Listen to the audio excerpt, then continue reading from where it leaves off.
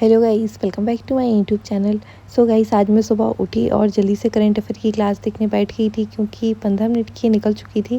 मैं उठने में थोड़ा सा लेट हो गई थी, तो फिर मैंने बाकी की 2x की स्पीड पे करके देखी और कवर किया वहाँ तक जहाँ तक क्लास निकल गई थी। फिर उसके बाद मैंने नॉर्मल स्पीड पे देखी और फिर इसके नोट्स तो अभी मैं बना नहीं रही हूँ करंट अफेयर की, क्योंकि जो PDF है उसके मैं प्रिंट आउट निकलवा लूँगी, तो PDF से पढ़ना थोड़ा आसान रहेगा।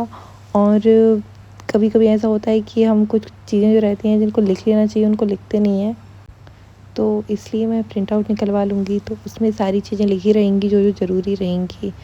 और फिर उसके बाद मैं एडिटोरियल की क्लास देखने लगी थी। अभी मैं ब्लॉग अपलोड नहीं कर पा रही हूँ बहुत दिन से, क्योंकि मेरा जो अर्थमेटिक का पुराना जो मैंने टॉपिक पढ़ा है उसका रिवीजन रह गया है, तो मैं वो रिवीजन कर रही हूँ। और इंग्लिश में भी जो जो टॉपिक वीक हैं उन पे काम कर रही हूँ, तो मैं डेली मॉक नहीं दे पा रही हूँ अभी। और कल मैंने एक मॉक दिया था तो उसका स्कोर मैं शेयर कर देती हूँ।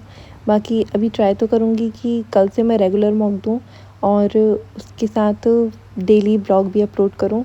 बाकी मैं ट्राई करूँगी, लेकिन अर्थमेटिक में मैं इतना बिज़ी हो जाती हूँ ना कि बाकी चीज़ें कभी कभी मैं नहीं पढ़ पाती हूँ। तो फिर मैं सोचती हूँ कि अब क्या ही ब्लॉग अपलोड करूँगी, इतना कुछ ज़्यादा मैंने पढ़ा नहीं है। बस अर्थमेटिक के जो टॉपिक हैं उनकी प्रैक्टिस करती हूँ, देन कोई मॉक नहीं दे पाती तो फिर मैं ब्लॉग भी अपलोड नहीं करती हूँ। बट अब मैं ट्राई करूँगी कि डेली एक मॉक तो दूँ और ब्लॉग भी डेली अपलोड करूँ। तो फिर मैंने मॉक दिया, ये जो था वो टेक्स्ट बुक का था, फर्स्ट नंबर का था। मुझे अडर 24/7 सबसे ज़्यादा इजी लगता है, और फिर टेक्स्ट बुक भी मैंने जब ये टेस्ट दिया तो थोड़ा सा इजी लगा था, बट स्कोर तो इतना अच्छा नहीं आ पाया था, बट ओके ओके आ गया था। और इम्प्रूवमेंट तो अभी कोई दिखाई दे नहीं रहा है मेरे को। मुझे ऐसा लग रहा था कि अर्थमेटिक के टॉपिक कंप्लीट करती जाऊंगी तो इम्प्रूवमेंट भी हो जाएगा, बट अभी ऐसा कोई इम्प्रूवमेंट नहीं हुआ है। अभी तो बस यही चल रहा है कि जितना स्कोर पहले आता था उतना ही स्कोर आ रहा है अभी भी। और जब मैं मॉक देने बैठी तो इंग्लिश तो मुझे इजी लग रही थी, फिर इंग्लिश का सेक्शन कंप्लीट हुआ, उसके बाद मैं मैथ्स का सेक्शन करने लगी थी, सॉरी रीजनिंग नहीं, पहले मैथ्स आता है टेक्स्ट बुक में, फिर उसके बाद रीजनिंग आता है। ऐसा होता है कि कहीं कहीं के जो मॉक होते हैं उनमें अलग अलग सेक्शन पहले आ जाते हैं, जैसे हॉलीवुड में इंग्लिश पहले नहीं आता, आई थिंक पहले मैथ्स आता है उसके बाद इंग्लिश आता है। हॉलीवुड का मैंने बहुत दिन से मॉक नहीं दिया है, और अभी तो मुझे नहीं लगता है कि मुझे हॉलीवुड का मॉक देना चाहिए। मेरे पास सब्सक्रिप्शन तो है हॉलीवुड का, बट मैं उसके मॉक देने में डर रही हूँ क्योंकि वो थोड़ा सा टफ़ हो रहा है। मेरी दीदी ने भी बताया कि उसके जो मॉक हैं वो अडर 24/7 और टेक्स्ट बुक के हिसाब से बहुत ही टफ़ हैं। उसके क्वेश्चंस बहुत अजीब से आ जाते हैं, जो कि ऐसा लगता है कि हमने समझे ही नहीं है, पढ़ी नहीं है। तो मैं सोच रही हूँ कि मैं तो नहीं देती हूँ वो मॉक, क्योंकि मेरा स्कोर कुछ ज़्यादा ही बुरा आ जाएगा और अभी कोई इतना ज़्यादा इम्प्रूवमेंट हो नहीं रहा है। और जब इम्प्रूवमेंट नहीं होता है और फिर मॉक में स्कोर भी बुरा आ जाए तो पूरा ही कॉन्फिडेंस जितना रहता है पूरा ख़त्म हो जाता है, और फिर पढ़ाई में मन भी नहीं लगता है कि हम तो पढ़ाई कर रहे हैं, उसके बाद भी स्कोर इतना बुरा आ रहा है। इसलिए मैं अभी अपना कॉन्फिडेंस बिल्कुल भी लो नहीं करना चाहती हूँ। हॉलीवुड का मॉक तो मैं नहीं दूँगी अभी। अडर 24/7 का जो सब्सक्रिप्शन था वो ख़त्म हो गया है मेरा, तो अब वापस से मैं सब्सक्राइब करने का सोच रही हूँ, मतलब सब्सक्रिप्शन लेने का सोच रही हूँ। बट अब देखो, मैं सोच रही हूँ कि SBI PO का एग्ज़ाम है अभी, तो अभी टेक्स्ट बुक का भी सब्सक्रिप्शन है मेरे पास और हॉलीवुड का भी है, तो इन दोनों से हो जाएगा। और अभी अडर 24/7 का सब्सक्रिप्शन नहीं लेती हूँ, जब क्लर्क के एग्ज़ाम आएंगे तब ले लूँगी। बाकी अभी दीदी पर भी डिपेंड करता है, वो बोल रही हैं कि अभी ले लेना चाहिए, क्योंकि SBI PO के मॉक उसमें सही थे, इतने कोई ज़्यादा टफ़ नहीं थे। तो अब देखते हैं मैं कब तक उसका सब्सक्रिप्शन लेती हूँ।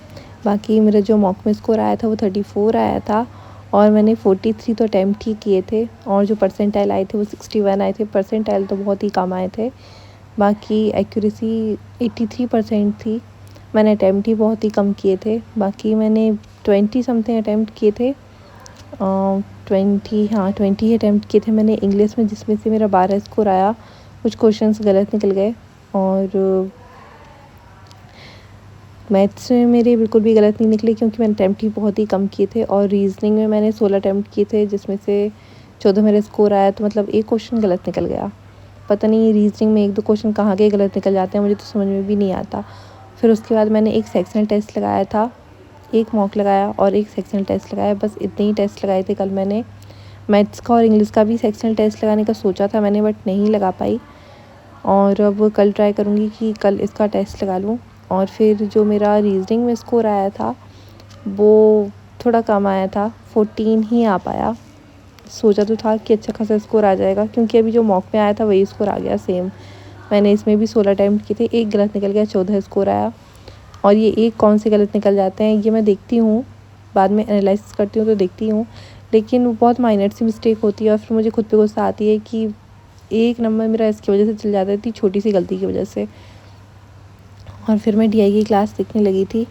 डीआई की क्लास तो इतने दिन से मैं देख नहीं पा रही थी, बस आज ही देखी, क्योंकि अर्थमेटिक पे ही फोकस है मेरा पूरा।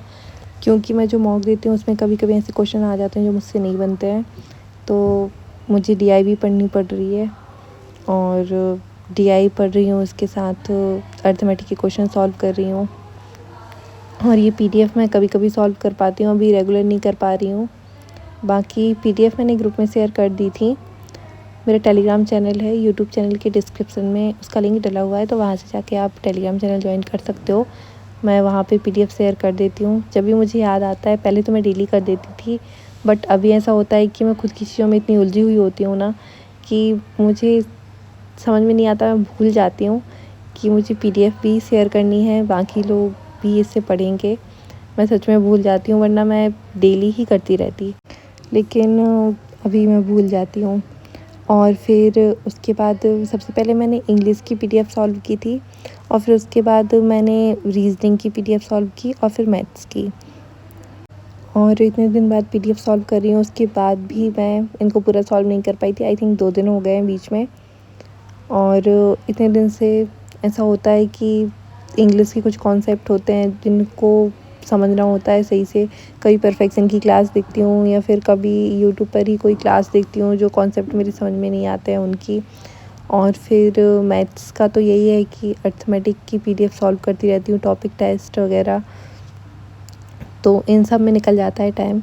इसलिए मैं पीडीएफ भी सॉल्व नहीं कर पाती, मॉक भी नहीं दे पाती। बट अब कोशिश करूँगी कि मैं डेली मॉक दूँ और डेली ही पीडीएफ सॉल्व करूँ।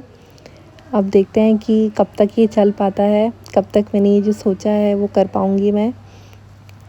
कोशिश तो आज से ही करूँगी कि मैं डेली ही मॉक दूँ और डेली ही पीडीएफ सॉल्व करूँ। सो गाइस, हम अपने ब्लॉग को यहीं ख़त्म करती हूँ। मेरे चैनल को सब्सक्राइब करना, और अगर वीडियो अच्छी लगी हो तो वीडियो को लाइक करना, और बाकी सब लोग आप अपना स्कोर शेयर करना कि मॉक में कैसे क्या स्कोर आ रहा है। So all the best guys, bye.